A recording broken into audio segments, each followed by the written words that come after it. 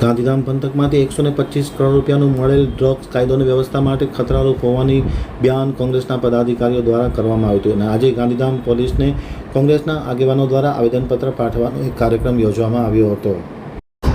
હવે જોઈએ ગાંધીધામથી મારા પ્રતિનિધિનો એક વિસ્તૃત અહેવાલ. ગુજરાત પ્રદેશ કોંગ્રેસ કેકેસી દ્વારા આજરોજ સાંજે 5 કલાકે એસપી કચેરી ગાંધીધામ ખાતે એક આવેદનપત્ર પાઠવવાનો કાર્યક્રમ યોજવામાં આવ્યો હતો. ગાંધીધામ કોંગ્રેસના આગેવાન ભરતભાઈ સોલંકીની આગેવાની હેઠળ આવેદનપત્ર પાઠવવાનો કાર્યક્રમ યોજવામાં આવ્યો હતો, જેમાં ગાંધીધામ ખાલી રોડ ઉપર મોટા પ્રમાણમાં ડ્રગ્સ પકડાયું છે. કચ્છની અંદર ડ્રગ્સ આવતું હોય ત્યારે પોલીસ આ બાબતમાં સતર્કતાથી કામ કરે તે પ્રકારનો અને કાયદોની વ્યવસ્થાની પરિસ્થિતિ સંગીન બનાવે તેવા હેતુ સાથે આ આવેદનપત્ર પાઠવવામાં આવ્યું હતું, એમ આમતક ટીવી સાથેની વાતચીતમાં માહિતી આપતા ભરતભાઈ સોલંકીએ જણાવ્યું હતું.